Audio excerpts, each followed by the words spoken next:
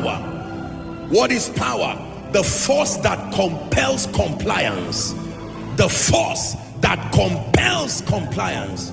If there is one thing I've learned about Satan, is that he's a stubborn spirit. It doesn't matter what God has said. Once power has not been introduced, you are joking. God said, I am the head and not the tail. That statement does not scare spirits, but let power come in. Power. Say unto God, how terrible art thou in thy works. It says it is through the greatness of thy power that the enemies will submit themselves. Psalm 66 and verse 3. Say unto God, how terrible art thou in thy works. Through the greatness of thy power shall thy enemies submit themselves. You are not the first person to come from a family with charms and yokes. We all came from there. When you see it not work, it's not because it cannot work. It was stopped. Power. Power. Power. My God. I once watched a video of an elephant that was tied to an aircraft. They wanted to test the level of strength it had. And they tied the elephant to an aircraft just to see if it could pull it.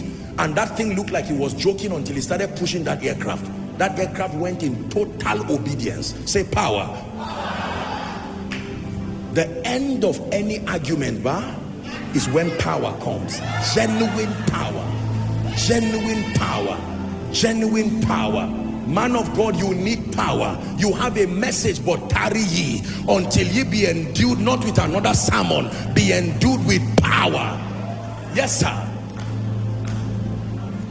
You shall receive power. I taught you already, but you shall receive power. Meaning you can reject it.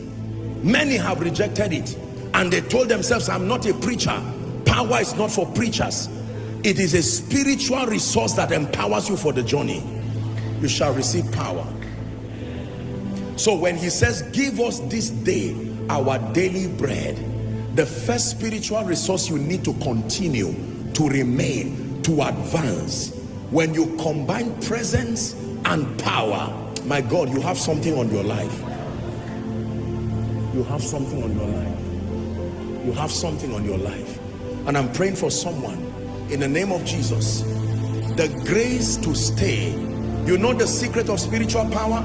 There are many factors, but let me tell you the truth. One authentic pathway to spiritual power is to engage the mystery of prayer with fasting.